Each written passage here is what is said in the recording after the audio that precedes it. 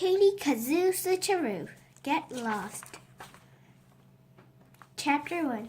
Katie Carew bent down and kissed her cocker spaniel on the nose.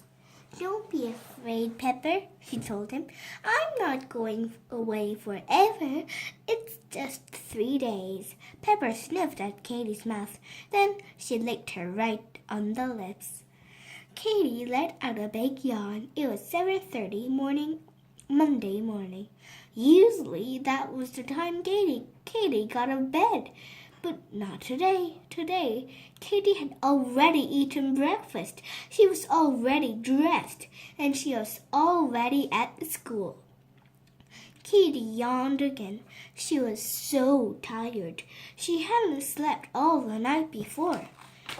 She'd been too nervous. She was about to go away to Sin's camp for 3 days and 2 nights. Just then, a big yellow school bus pulled into the parking lot.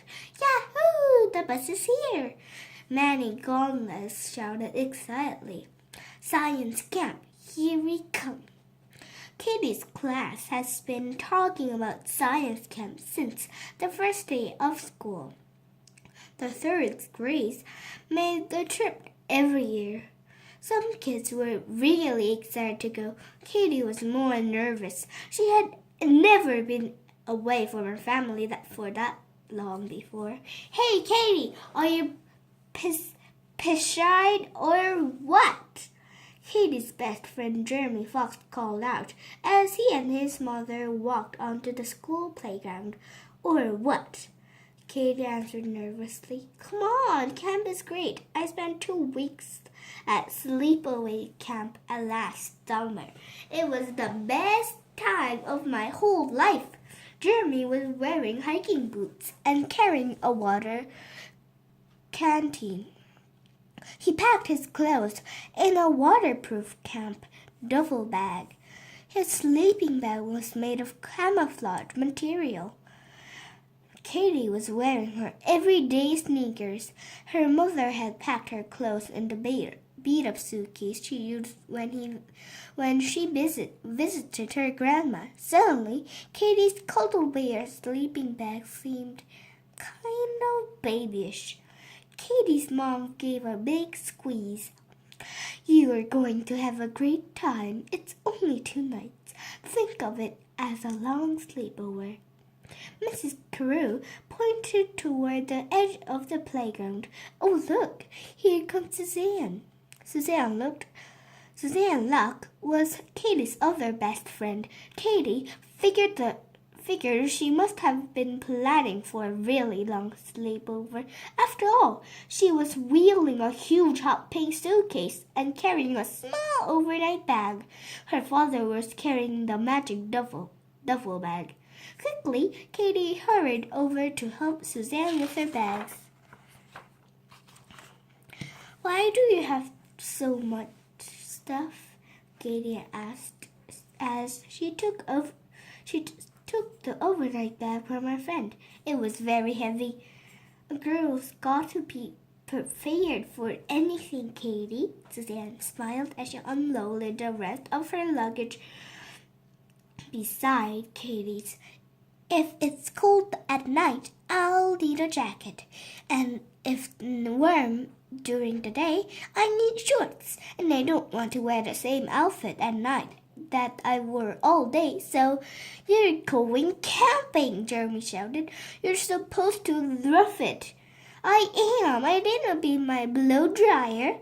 Katie giggled. She was scared to go science camp, but she was glad her 2 best friends would be there with her. She loved them both, even if they didn't always like each other. "Hey, Katie, have you seen George?" Kevin Camilleri asked as he came running over. "Manny and I have to talk to him." "I don't think he's here yet," Katie told him. "What's so important?" "It's a secret," Kevin said. "We aren't telling everyone but George." Just then, Mrs. Dirkman stopped onto the playground. Katie could hardly believe that this was her teacher. Usually, Mrs. Dirkman wore dresses and high heels. Her hair was always perfect, and she smelled like sweet perfume. But today, Mrs. Jerkman was a mess. She was wearing sweatpants and sneakers. Her hair was covered by a huge floppy hat. Worst of all, she smelled like bug spray.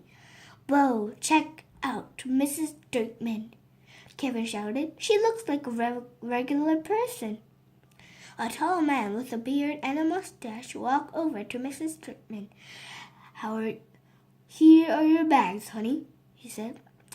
Your suitcase is so heavy. What do you have in there? Bug spray, bug candles, and bug cream, Mrs. Jerkman answered. Those creatures aren't getting anywhere near me this year. Did you hear him? Kevin whispered to Katie. He called Mrs. Jerkman honey. That must be Mr. Jerkman, Katie's mom said to Mrs. Fox. He seems very nice. Katie gasped. Mrs. Jerkman's husband? We'd better go now, Mrs. Jerkman said, nervously looking at her watch. Mr. Jerkman smiled. See you in 3 days, he said. Don't let the bed bugs bite. Mrs. Jerkman's eyes bulged. Don't say that, she squawked. Then she kissed her husband on the cheek. The kids stared at their teacher in amazement. Okay, class, let's get on the bus, Mrs. Jerkman ordered her class. We have no time to waste. Katie sighed. Mrs. Jerkman still sounded like herself. Well, this is it, sweetie, said Katie's mom. Better get online. You stay until the bus leaves? Katie asked nervously. Her mom nodded. Of course, honey. Katie gave Pepper one last pat and then headed toward the bus.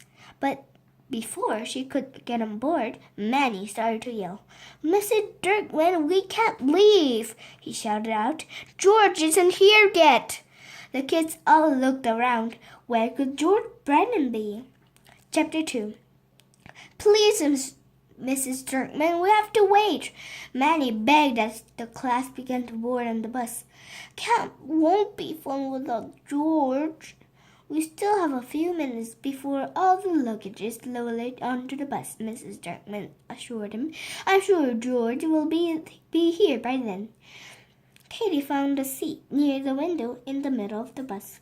Suzanne hopped into the seat beside her. Do you think George is coming? Katie asked Suzanne as the girls buckled their seat belts. I won't miss him if he doesn't. George is always telling dumb jokes, Suzanne said. Katie frowned. Sometimes Suzanne could be pretty mean. Katie liked George's jokes. Then they were really funny. She liked George too. It was the one who had given Katie her extremely cool nickname, Katie Kazoo. I hope we don't have to wait around all day for him, Jeremy said, as he took the seat across the aisle from Katie and Suzanne. I want to get to camp. There he is, Kevin's voice rang out from the back of the bus. Hurry up, George! He shouted through the open window, but George wasn't hurrying. In fact, it looked as though his dad was dragging him across the playground to the bus. George had a very angry scowl on his face. Mr. Brennan marched George straight up to the yellow bus. Have a good time, son, Mr. Brennan said. Fat chance, George barked back. Mr. Brennan sighed. It's just a few days at science camp, George.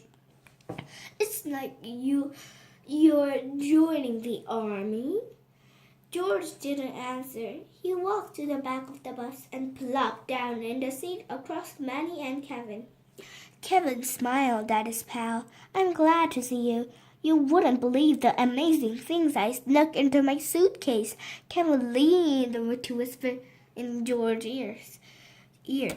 I panicked all kinds of all kinds of practical joke stuff, plastic bugs, pepper gum, and a whoopee cushion.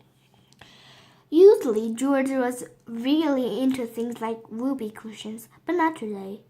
He just sat there, staring out the window with his hands across their sheet over his chest. Big deal, he muttered. Kevin looked surprised. Come on, we're going to have so much fun. George shook his head. No, we're not. This whole science camp thing is dumb. Jeremy looked back at him. You're not George. Camp is the best. I should know. I went to camp last summer, Suzanne sighed. You've already told us that about 1,000,000 times. Well, I don't think camp is cool. Camp is cool. Camp's cool, George argued. Who wants to go camp when you can't sleep in your own bed and have cable TV? As the bus drove away, Katie looked out the window and watched her mother become smaller and smaller. Soon, Katie didn't see her mom at all. A really lonely feeling came over her. Katie was the only one feeling sad. Katie could see a tear falling down the side of Suzanne's face. Hey, you want to share a bunk bed? Katie asked, trying to cheer her pal. Suzanne smiled a little. Can I have the top? Sure. Jeremy turned to Katie and Suzanne. You guys want to hear a camp cheer? He asked. Why not? Suzanne said. Jeremy smiled boredly as he began to cheer. Brr, it's cold in here. There must be 3A in the embouchure. All hands clap. All feet stamp. We're the coolest at the science camp. Soon the kids in Class A was shouting Jeremy's cheer. Mandy Banks and Maureen Chan was even doing a hand-clapping game to the rhythm. Everyone was having fun. Everyone except George. He looked miserable. Katie joined in. She felt a little bit better. As Katie looked over at Jeremy's smiling face, he hoped that she could be as happy at camp as he'd been. But Katie couldn't help feeling that something awful was going to happen at science camp.